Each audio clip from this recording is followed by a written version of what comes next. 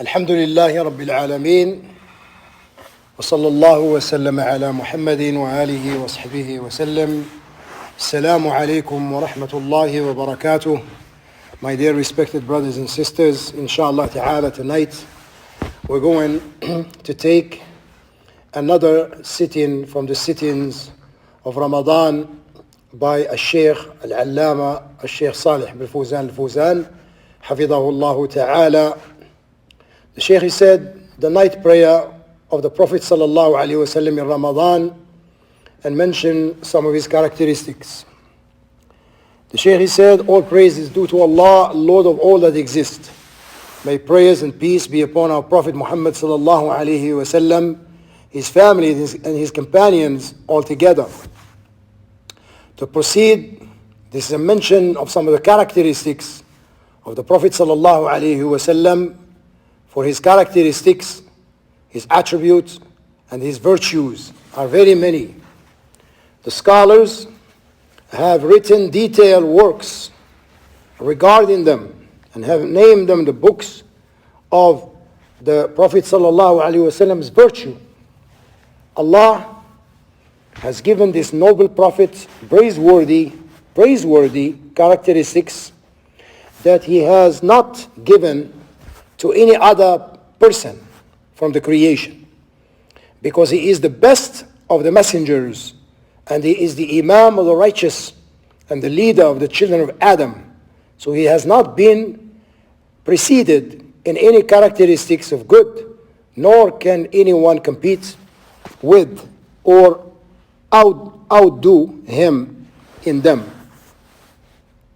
As it relates to the night prayer, he would stand for a long period of time, to the point that his feet became swollen due to the length of his standing, sallallahu alaihi wasallam. Aisha radiallahu anha said to him regarding this, why do you stand for such a long period of time when Allah has already forgiven your past and present sins? He said, أَفَلَا أَكُونُ عَبْدًا شَكُورًا? Well, shall I not then be a thankful servant? This was to the point that Hudayfa ibn al-Yaman radiallahu anhu stood alone with the Prophet sallallahu alaihi wasallam one night, and he thought that he could stand alone with him. So the Prophet sallallahu alaihi wasallam stood and recited Surah Al-Baqarah in its entirety. Then he recited Surah An-Nisa in its entirety. Then he recited Surah Al-Imran in its entirety. He did not pass by a verse that spoke about mercy, except that he stopped at it and asked for Allah's mercy. And he did not pass by a verse in which the punishment was mentioned, except that he stopped and sought refuge from Allah's punishment. Hudayfa radiallahu anhu said, I considered sitting down and leaving him standing. This was from the length of his standing.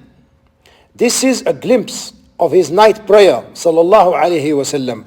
His ruku' was of similar length to his standing, and his prostration of a similar length to his ruku'. As for the fast, he sallallahu alaihi wasallam would fast frequently, to the point that one would say that he would never stop fasting. And at other times, he would go so long without fasting that one would say he would never fast again, i.e. an optional fast.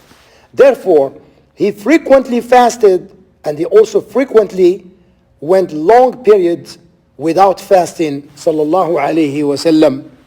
In his jihad, in Allah's path, he was the most courageous of the people. And he was at the forefront of the armies, to the point that the companions would be afraid for him from the enemy, because he sallallahu alaihi wasallam was the closest of them to the enemy, to the point that Ali ibn Abi Talib radiallahu anhu, who was from the most courageous of the people, said, we used to seek refuge with the Messenger of Allah sallallahu alaihi wasallam when the battle became intense. Can you believe that? Subhanallah. And the fighting became fierce, and he was the closest of us to the enemy. This was due to his bravery in jihad and war, sallallahu alaihi wasallam. as it relates to charity and generosity. He was the most generous of the people, and he would not hoard anything from the abundance of that which would come to him from the wealth of Allah, from here and there, due to jihad and the spoils of war, gifts and wealth. He would not hoard anything, rather he would spend it in the path of Allah upon those who were in need, to the point that debt came to him, sallallahu alaihi wasallam, and he had a debt. He had mortgaged his armor to a Jewish man for some food which he had given to his family. He did not leave behind any wealth or inheritance. Rather, he would live amongst his companions just as the poor lived, because he did not hoard anything from wealth. Instead, he spent it in the path of Allah, either in jihad or given to the poor and the indigent, or uniting the hearts of the people upon Islam. And he would not reject one who asked, to the point that if someone asked him for the garment that he was wearing, he would remove it and give it to him. You are familiar with the story of Ash-Shamla, the garment that was given as a gift to the Prophet ﷺ when he was in need of it, and he wore it. Someone asked him for it, so he immediately took it off and gave it to him, because he ﷺ, he would not reject anyone who asked him. This is his description in terms of generosity and giving of wealth. However, he would not give wealth in ignorance, extravagance, or wastefulness. He would spend it in the path of Allah and put it in its proper place, so that the benefit would return to the Muslims. This is how he would spend. And in Ramadan, he was more generous than normal. In the month of Ramadan, he sallallahu alayhi wasallam was more generous in doing good than a free blowing wind. The Muslim cannot be on par with the Messenger of Allah, nor can he be equivalent to him. However, following his example, we can never be like him, sallallahu alaihi wasallam. However, following his example is required. Allah subhanahu wa ta'ala says, لَقَدْ كَانَ لَكُمْ فِي رَسُولِ اللَّهِ أُسْوَةٌ حَسَنَةٌ لِمَنْ كَانَ يَرْجُو اللَّهَ وَالْيَوْمَ الْآخِرَ وَذَكَرَ اللَّهَ كَثِيرًا. Indeed, in the Messenger of Allah, Muhammad sallallahu alaihi wasallam, you have a good example to follow for him who hopes in the meeting with Allah on the last day and remembers Allah much. Hence, the Muslim follow the example of the Messenger of Allah sallallahu alaihi wasallam in these characteristics. In proportion to his ability, he is not able to be equivalent to the Messenger of Allah, but he must follow his example to the best of his ability. Therefore, he prays the night prayer, he fasts some days, and he gives charity and from his wealth in proportion to his ability and what he has with him. Thus, he takes part in every characteristic of good, following the example of the Prophet sallallahu alaihi wasallam. He struggles in the path of Allah. He calls to Allah. He commands what is good and prohibits what is evil, and so on. Therefore, the Muslim is not negligent in doing good, saying, I am not like the Messenger of Allah. Rather, you are commanded to follow the example of the Messenger of Allah sallallahu alaihi wasallam and do what you are able to.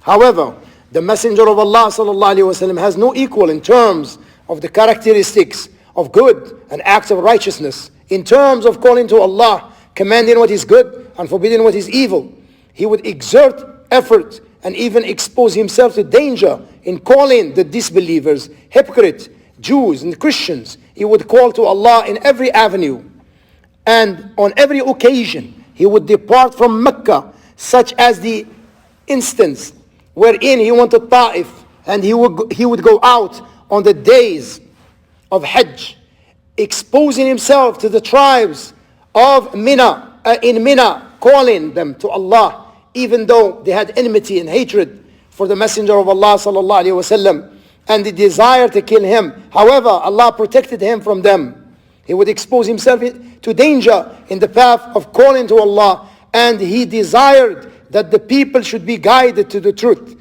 He was saddened when they did not respond to him, and it would cause heaviness in his chest when he saw that the people did not come to the faith. This was due to his kindness for them and his concern that they should be punished by Allah, to the point that Allah said concerning him, لَعَلَّكَ بَاخِعٌ نَفْسَكَ أَلَّا يَكُونُوا مُؤْمِنِينَ. It may be that you, Muhammad sallallahu alaihi wasallam, are going to kill yourself with grief that they do not become believers.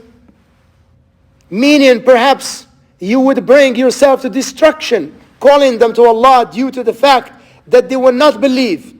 And Allah clarified to him that it is only upon you to convey the message and to call to Allah subhanahu wa ta'ala. As for guiding the heart, this is in the hands of Allah. Therefore, nothing is upon the Messenger of Allah sallallahu alaihi wasallam except the conveyance of the message. And he conveyed it in the clearest manner, and he did not fall short in it at all. He clarified to the people everything Allah had revealed to him, to the point that he said during his farewell pilgrimage, أَلَا هَلْ بَلَّغْتُ, have I conveyed the message? They said, we testify that you have conveyed the message, you have discharged your trust, and you have advised us. He said, Allahumma fashhad, O Allah, bear witness. This is how the Messenger of Allah sallallahu alaihi wasallam was in his calling the people to good, commanding what is good and forbidding what is evil. He desired good for them, and he desired success for them. He wanted safety and happiness for them in this life and the hereafter, because he sallallahu alaihi wasallam was the sincerest of the people. So he conveyed the message with sincerity, and he was trustworthy, truthful, and a conveyor from Allah subhanahu wa ta'ala until Allah completed the religion by way of him, perfected his favor, established the evidence, and clarified the way. He did not die until he had discharged and completed all of the duties and obligations of messengership. He said, sallallahu alayhi wa sallam, تَرَكْتُكُمْ عَلَى الْبَيْضَاءِ لَيْلُهَا كَنَهَارِهَا لَا يَزِيغُ عَنْهَا إِلَّا هَالِكٌ. I have left you upon clarity. Its night is like its day. No one deviates from it except one who is destroyed. He likewise says, إِنِّي تَرَكْتُ فِيكُمْ مَا إِن تَمَسَّكْتُمْ بِهِ لَن تَضِلُّوا بَعْدِي كِتَابَ اللَّهِ وَسُنَّتِي. Indeed, I have left amongst you that which if you hold steadfast to it, you will never stray after me. The book of Allah and my sunnah. This is how he sallallahu alaihi wasallam was. And these were some of his attributes. Therefore, it is upon the Muslim to follow the example of the Messenger of Allah sallallahu alaihi wasallam in the characteristics of good, in accordance with one's ability and what he is able to do. May prayers and peace be upon our Prophet Muhammad sallallahu alaihi wasallam, his family and his companions all together. Walhamdulillah Rabbil Alameen, wa sallallahu ala Muhammadin wa alihi wa sahbihi wa sallim. Wassalamu alaikum wa rahmatullahi wa barakatuhu.